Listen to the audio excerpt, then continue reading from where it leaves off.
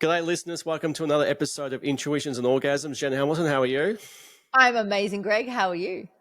Oh, we're good. We went too long in the last episode talking about how to navigate relationships when you have a breakup with children. We're going to talk about ex-partners and can you still be friends with the ex-partners in that space. We ran out of time, so we're going to talk about it in this episode. So the question is, from our avid listeners, is can you still be friends with ex-partners or ex-bun bunnies with a new partner? Is that still possible? And if you say no, is it because you're jealous or whatever? Because I have my opinion and my experience, but other people may think that's a little bit not right. So the question is, can you and should you? I truly believe it's circumstantial. So as we It were is. just talking in the last episode about, the amicable relationship that I have with, my ex essentially, which is the father of my children, Yep. I wouldn't even say we have a friendship. Like we have a co-parenting relationships. Like we don't text each other and just say, "Hey, how you going?" for the sake of it, or Yep. go for a wine or a beer together. We're not friends. Mm-hmm. We don't exist that way. We co-parent. Yep. I don't Very have other different. That's very people. different. Very different. Yeah. Yeah. Yeah. I don't have other people in my life that have been that I've been in relationship with before. And this has come up in my relationship. So this has come up as a topic of conversation between, my partner Cass and I, Mm-hmm. where I did have a long-term friend in my life who I had like moments of intimacy with it was a long-term standing friendship there, but it was kind of like, hey, you're single, I'm single, what's going on here kind of thing, which Yeah. some people end up doing, and there's nothing wrong with that, Yeah. whatever, just be safe. Mm-hmm. Then when my relationship started evolving with Cass and he shared that he was uncomfortable with that friendship and that dynamic, at first I had resistance to it. At first I was like, can't dictate my friendships, it's none of your business, all this kind of stuff. And then I put my own ego down. And then I Mm-hmm. said, how does it feel from his perspective? How would I feel about him being in that dynamic? And we came to the conclusion that no, we don't keep those types of people in our life. And it works really well for us now. Yeah. I had similar. So and look, it triggered different things, right? So, when Vanessa and I first got together, she was seeing other people, and I have to say that those guys didn't care. They wanted to keep seeing her. Now, like you said, these guys weren't. Well, let's catch up for dinner, not do anything. Let's catch up and chat every so often. Come down, these guys are in the state kind of stuff. So the only time they ever caught up was when they, had, friends with benefit stuff, right? So there was nothing, there was no real friendship apart from a sexual connection that every time they caught up, it ended up in having, sex. So I actually said that that's not on. Those guys are more than happy to keep it going. Of course they It are. caused friction because there was like, well, don't you trust me? It's like, actually, no, which is hard to say. It's like, because your relationship with them, what do you expect? Like the only time you're catching up with them was to have, a certain thing. And if you had a friendship where you used to catch up and read books together or go bike riding, whatever it was that you were doing, then maybe I may have considered it. But when the primary driver of the relationship you got with those people is primarily sexual, then absolutely you have to understand there's that when you start a relationship with a new person, especially, physical, sexual kind of thing, there comes a point where those people that have that connection previously have to go.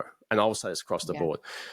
People was, and I was called as being jealous at the time. Why aren't you confident in yourself that you can leave her alone with these guys and nothing will happen? It's like, no. And I'm quite open about that. And so I got called on the fact as well, I've got low trust. I've got low self-esteem because I should trust people in that position. But you and I know, because we've studied human psychology, we know that shit doesn't happen, right? You put those two people, some drinks in a bar, in a hotel, what's going to happen? It's very likely something's going to happen. And this was the difference with this one particular person I'm referring to. Like, they didn't drink. Like, we weren't ever in situations, and it wasn't a primarily sexual relationship. Like, it was a great friendship. It wasn't like, we certainly weren't out, reading books and cycling together. We weren't dating. There was no sort of like dating style of thing. And so it was different. And for me though, like, I had a conversation with this person, well prior to meeting Cass. I did ask him, I was like, is there something like actually underneath all of this? Like, is this relationship material here? Because we seem to just have been doing this for like the last 18 years on and off every so often. Like, you're single, I'm single. Is there anything here? And we sort of like lent into that, and we lent back out and went, no, that's we're so not compatible. No. We are not relationship compatible. Let's just downgrade our membership and keep it at friends, and then when Cass came along, like, he had been in situations before with previous partners where it had looked like that, and then there was other things that went on. And I also was like, well, don't you trust me? Why are you making your trauma about me? All of the things we went through, all of the layers, and then I thought to myself, I was like, what means more to me? What do I value more? The relationship that I'm in, that's like this incredible divine union I'm with, building a life with someone, or a friendship where there's not a lot of value overall being added. It wasn't like we were in each other's pockets. We weren't, best friends, anything like that. And so I sat with it and I was like, no, if I have to choose, then that's fine. I'm in devotion to my partner. That's what I do. In relationship, I'm devoted to his, being with him, supporting him, nurturing him the same way he is for me. Why would I want to jeopardize that for, the sake of someone that, might help me put a flat pack together occasionally? Well, this thing is, like, Vanessa and I broke up over it. Like, at the start of the relationship, I actually said it's either me or them. It's not 3 in this relationship, or 4 as it was, right? So you can't have, from my perspective, you couldn't have it, no. Because ours, that was different. As hers was purely just a catch up for fun and games, right? So I actually said, like, no, there's a line in the sand here, and we had some time apart, and then I said, the ball's in your court. If you want this, it's me only. You can't have these guys as friends. And it was massive. People putting their 2 cents worth in, getting the whole jealousy thing thrown around as like, he should be able to trust you and all that kind of stuff. But again, like you said, a great thing there about putting yourself in the other person's shoes. Like, if the roles were reversed? I remember. That was me. Yeah, like, I remember dating a guy briefly. It was a couple of months. I was dating this guy early last year, well before Cass came along. And he was a serial dater. The man had like hundreds of first and second dates under his belt. And what he was finding is that he was meeting women. He was essentially like going on dates, maybe staying friends with them. But it was almost like a checklist type of thing, right? It was very quite clinical. And there was some that he'd been intimate with, but he was friends with all of them still. And I remember one time I was out with a girlfriend for the day, and he said, I'm heading out to catch up with a friend. And when he didn't say that it was a male friend, I was like, okay. And then later in the day, so I tried to call him, couldn't get a hold of him, tried to call him later in the day. And I said, who was the friend that you caught up with? And it was a female. And I said, why didn't you tell me about that? And he was like, I didn't have to tell you where I am. I said, okay. He goes, we just went to lunch. I said, have you been intimate with this person before? And he's like, yes. I said, did you pay for lunch? He said, yes. I said, did you tell her about me, that we're dating? Or okay.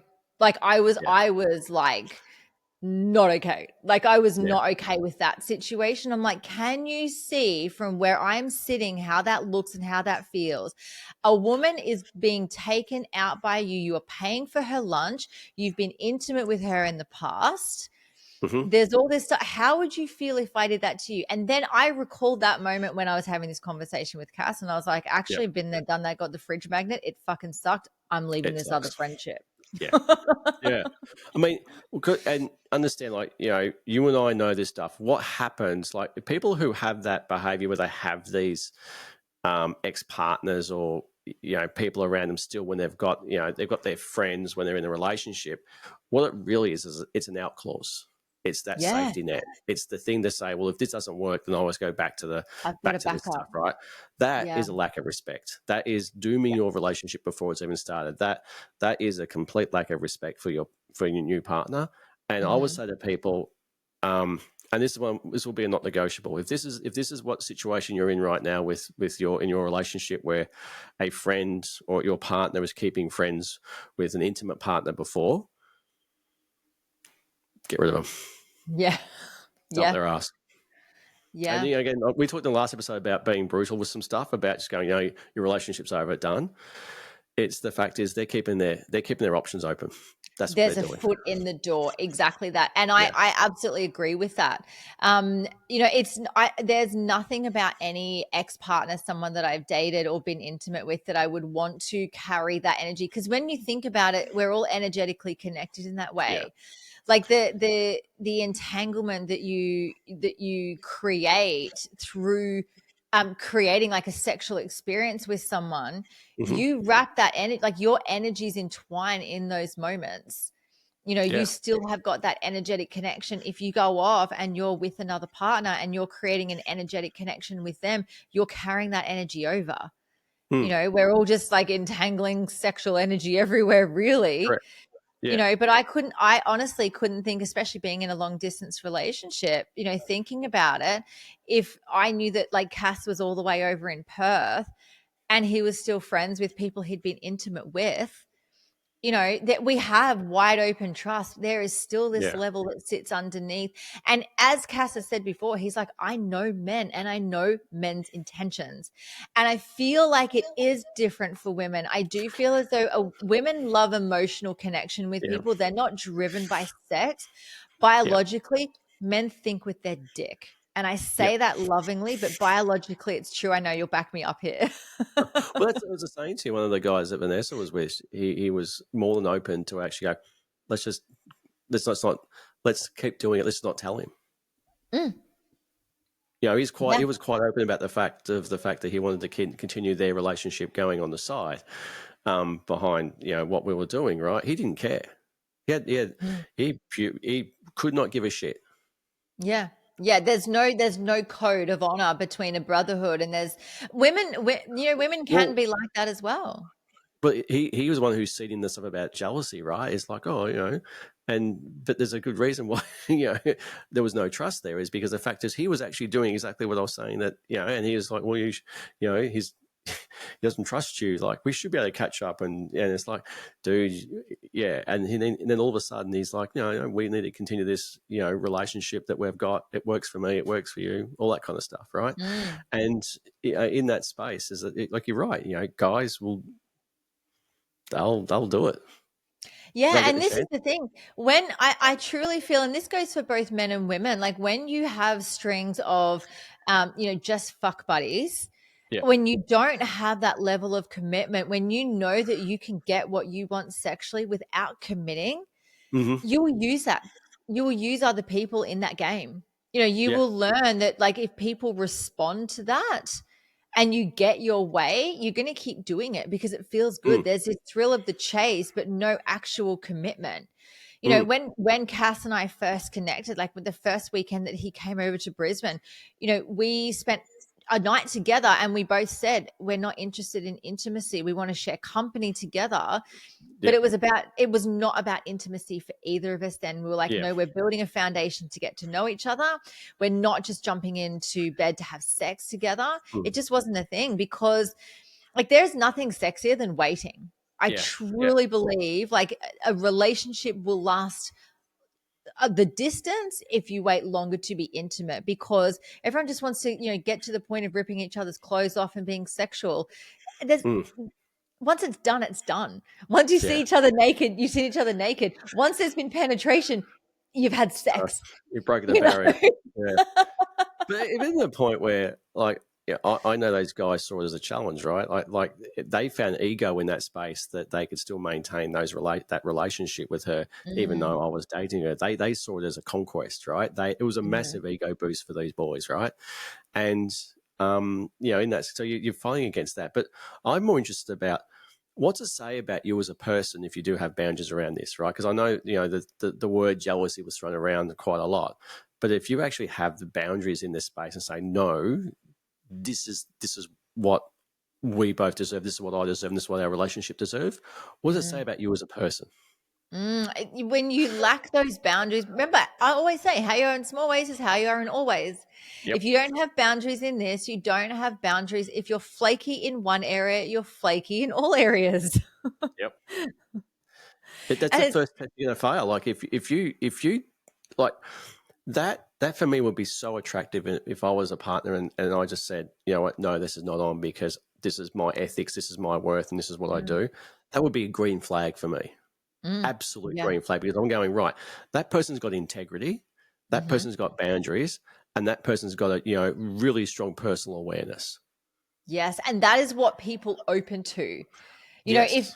at any time Cass had been flaky with me about what he wanted from me, about where our relationship was going, about whether like he was maybe sort of still seeing people or was like keeping doors open, there Yeah. is nothing that closes me over and dries me out faster than flakiness. Exactly. So and we talk about perspective all the time about the way you Mm, view things, the way you see things, basically gives you the reality that you see. And here's the same situation, but two ways of looking at it, going, well, one's about jealousy and one's about, self-worth and their, really strong attributes of a person. mhm. Now, the people who are naturally weak will go down the jealousy path and they'll start labeling and going, oh, that's about, all this, it has no self-confidence. But the reality of the situation is you and I now know, well, you and I know because we've done, the basis of, understanding humans. A person who has those boundaries has immense self-worth. Yes, yes, They're the absolutely. ones, they're the ones you really get. They're the ones you want to date, right? Yeah, absolutely. And the ones that are like that understand devotion. Mm, When we talk about devotion, I'm not talking about self-abandonment to make way for all of my partner's needs and I'm not meeting myself in that at all. The yeah, devotion that I have to the expansion of my relationship, the yep, devotion I have I would like literally fall at Cass's feet if that was an option too because of the love that I hold for him and I know that that's reciprocated.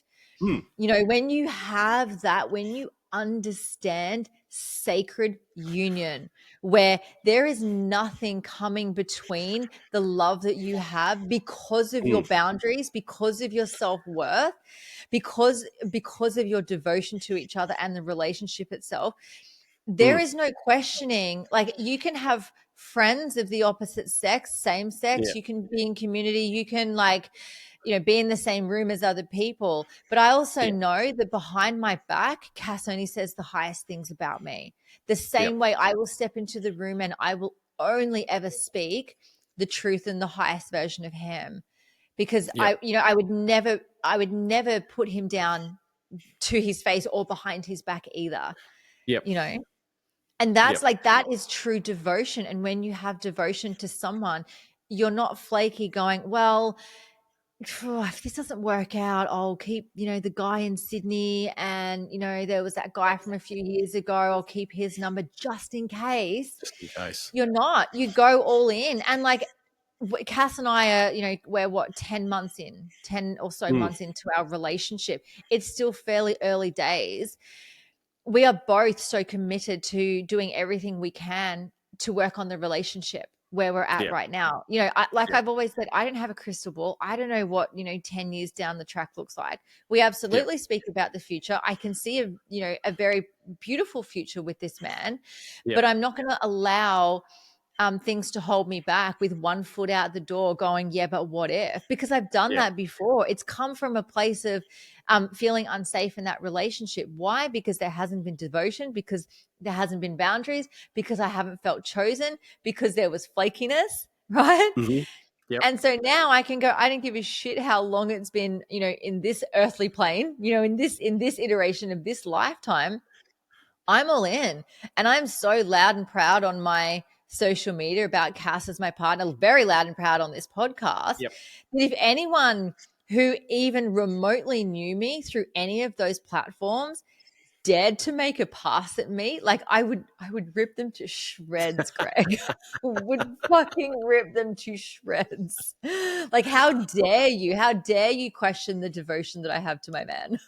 Well, the thing, we put a really good topic there before about energetic doors, right? Because what you've got there is if you keep those people around, you're leaving an energetic door open in that space. So when you're having a sexual connection with your new partner, you're not having a sexual connection with one, you're having a sexual connection with 2 or 3 or 4 or whatever number of people at the same time. So you may be thinking you're having sex with that person, but energetically there's these doors or these portals open because they haven't been shut off from the previous ones, and they can infect.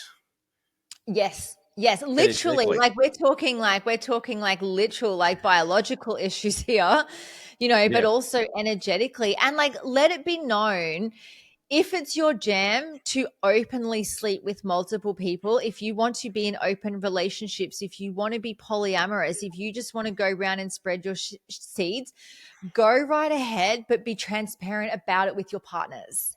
Like if you want to play in that field, play in that field. Like I'm not putting people down here by saying, oh, it's a man and a woman only in sacred divine union. It is for me. And from a tantric perspective, we refer to, it's kind of like, kindergarten and university, right? You can get to a point where, you through your soul's evolution, you realize, what's I mean, you got to do is look at Aubrey Marcus. He had a polyamorous one that ended in disaster as well too. Like if you're going to do that, like I said, be open about it, because then the person who's on the other end can choose that experience. And if you're both polyamorous, well, then own the carnage that comes from that, right? Own it. Don't then bitch and moan about the fact that you got betrayed. No, there's no betrayal in a polyamorous relationship because you're all just fucking each other.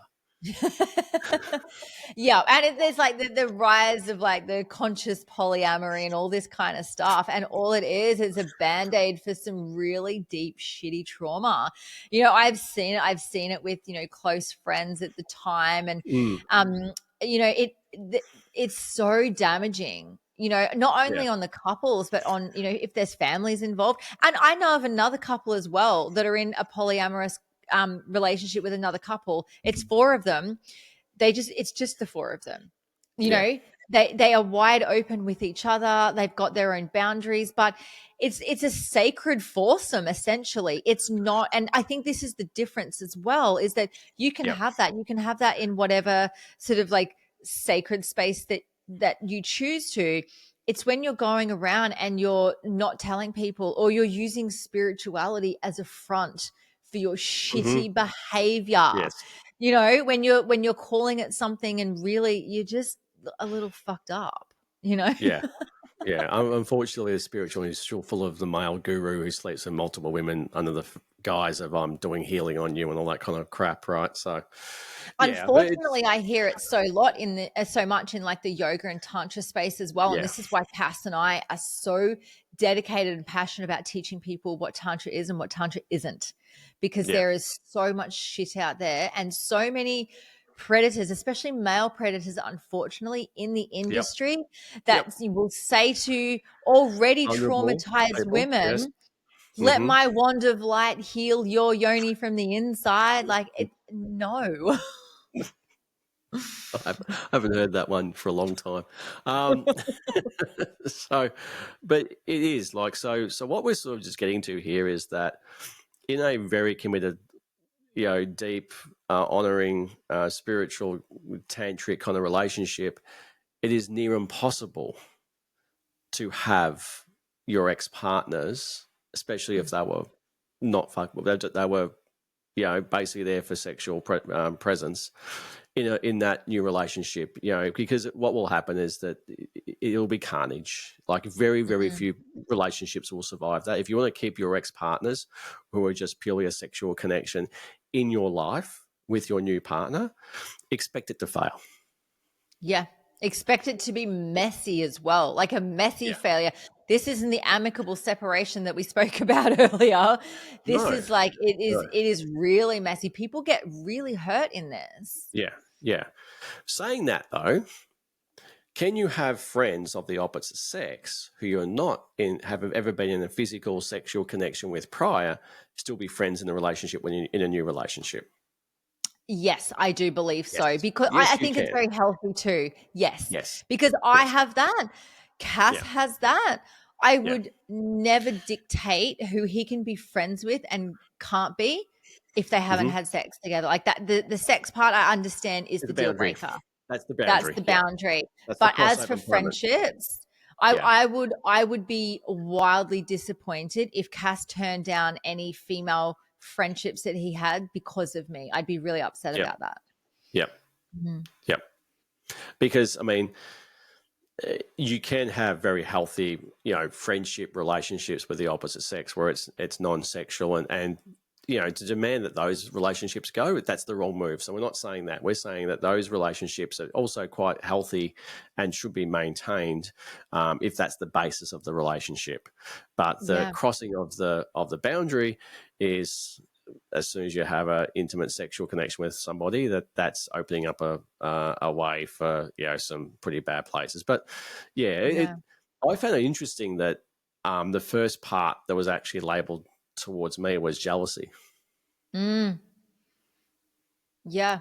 I want to clarify something as well though. I also feel as though if you're in relationship and a friend of the opposite sex also then expresses they have feelings for you, you Mm-hmm. might not have been intimate together. I think that's also um, a boundary that needs to be honored, to say, well, actually, if Yeah, you're feeling this way, I need to exit this friendship now, because this isn't, correct. because the energetic frequency that you're on as friends is like, I love you, but not like that. Like, I don't Not want to like see you that.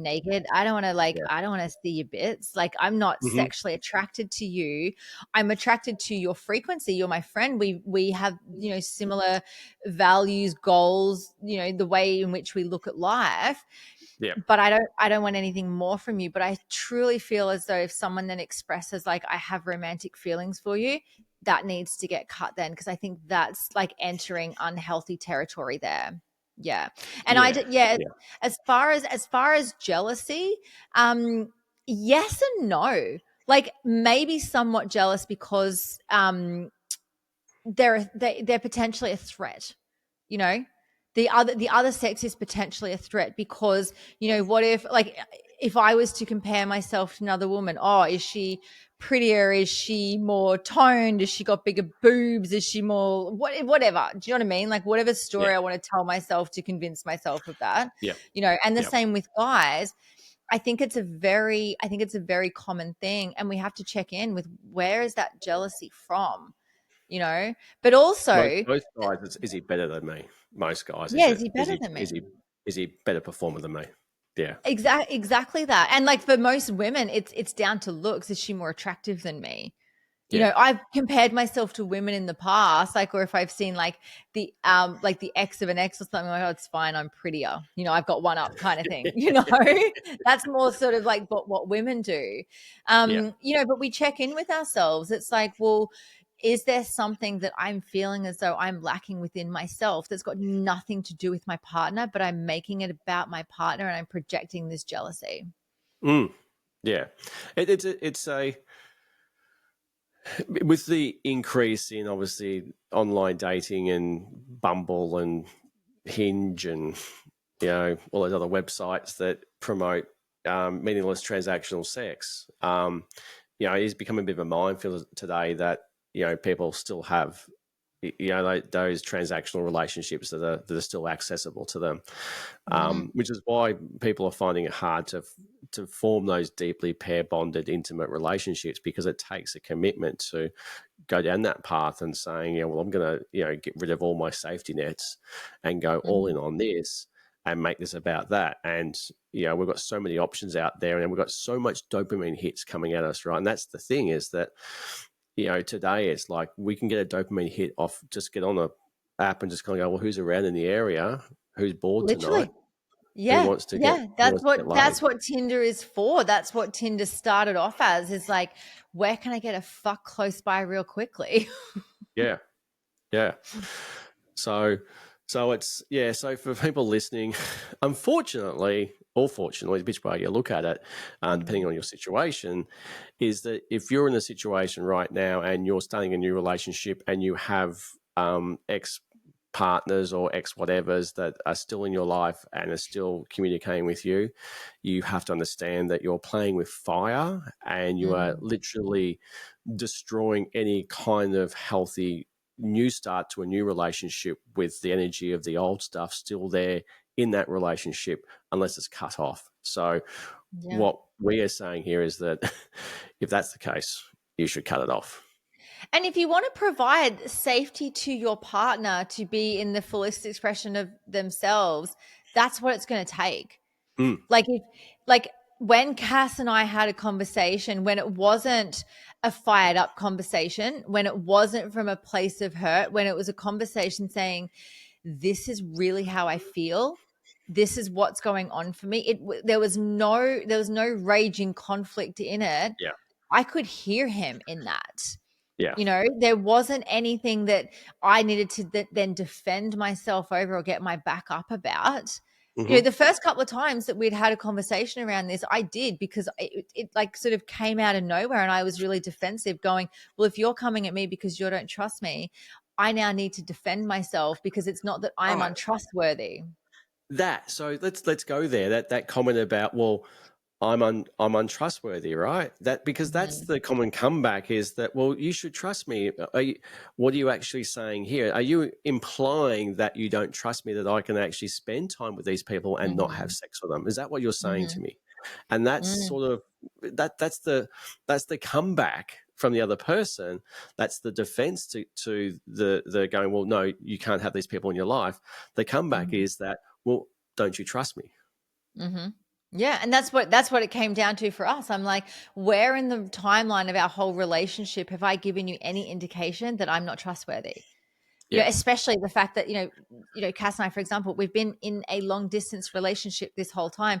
We go Yeah. big chunks of time without seeing each other. There has to be an amplified level of trust in that, you Hmm. know? And it wasn't the fact that I was untrustworthy, is it that he didn't know the other person? He didn't trust that person. And he doesn't. I was kind of like, well, why don't you just meet him and then you'll know that there is nothing there. That was fuel to the fire. I don't recommend Yeah. suggesting that they No. meet. Not that they did meet, but the suggestion of. Yeah. But you said Because something from my before, like it, perspective, sorry, you go. I was going to say, from my perspective, like I've got a friend there. Sure, like there's been intimacy there before, but it doesn't exist there anymore. But then also, I've got my partner over here going, hang on, this is not okay. I'm in the middle going, can't we all just get on? Like, can't we actually all just like get on and be like, oh my God, that's so funny, and it not Yeah. be a thing? But no, like once I saw it, I couldn't unsee it. And the good way to counteract the, well, don't you trust me argument is that, like you said before, you walk in my shoes. Yeah. How do you think it feels? Yeah. Okay, I've got two females here I regularly had sex with. I'm going to keep them in my life. We're going to continue to talk to them. I'm going to continue to go in the state and actually see them. You're not going to be there to know what goes on. How would you feel about that? Yeah, no, it's like that would eat at me. Like when the tables turned and Mm. I sat in his perspective, like what would that be like for me? Mm. I would be ragingly uncomfortable in that too. Correct. So the trust conversation goes then, because it's like, well, actually, and this is what we talk about and promote, is that self-awareness is the key to, a lot of Yeah. different things. And having this, rather than just going down your belligerent, rigid point of view about, no, this is my way, you should trust me, this is why you should see it, blah, blah, blah, blah, blah. Mhm. It's like, okay, let's step back a bit. Self-awareness, intuition. Whew, take a breath.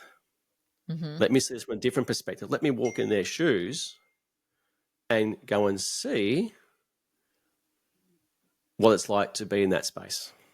And Yeah. how would I feel? Like you said, how would I feel if the roles were reversed and that was the situation? I can Mm. guarantee you, you're going to not be sleeping at night thinking, what the hell was he doing? Because I can't get a hold of him. He's not answering his phone. Mhm. And I know, firsthand, having been cheated on multiple times in my 20s, how Yep. fucking uncomfortable it is when you have been lied to. You know that you've been lied to. You know that your partner is not where they say they are, and you Yep. cannot get a hold of them on the phone. Yep. And And the then moment they you're putting a then tracking on their phone is the moment that, like, if you're sitting in a situation, you're going, right, I've put a track on where they are, and you're going, right, I'm looking on my phone going, right, they're in a different hotel than what they said they were going to be in, and I can't get a hold of them. Yeah. And then all of a sudden you're raging at that stage. Yeah, Cass and I had this conversation. I dropped him off at the airport tonight, and I was sharing with him how I felt that in a friendship dynamic, I've had my trust violated and my friendship violated because my friend's partner went through her phone. Because he was sus on her for multiple reasons. And so my private conversation with my friend has now been, exposed to him. Not that there was anything, too, incriminating for me, but the fact that he'd gone through that. And I shared with Yeah. Cass, like I was feeling really uncomfortable and funky about the whole situation. And I said, I can't even imagine what it would be like to get to a point where you would feel that you had to go through my phone or I went through yours. He goes, put it this way, if it ever got to that point, it would be over before then anyway, Correct.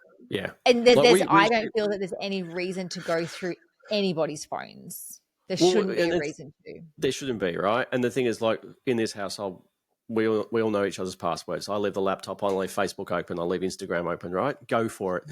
Literally, Reply to some people for me. Thank you. Yeah. Have fun with those conversations. Like, is that what you get, Greg?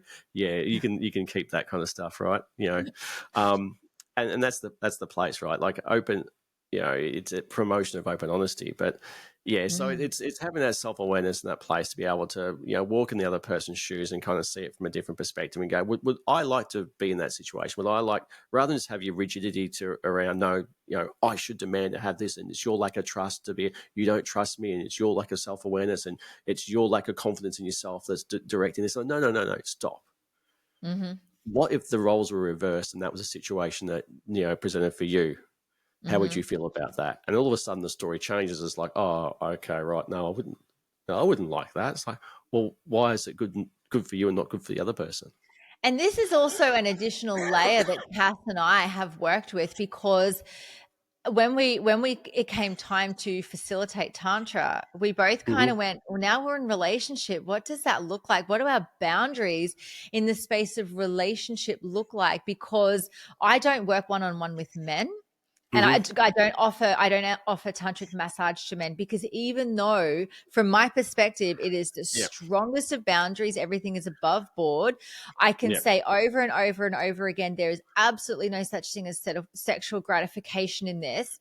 Some men go, but there are parlors that do this. Why wouldn't you? Or what extra money do you want? All sorts of things, right?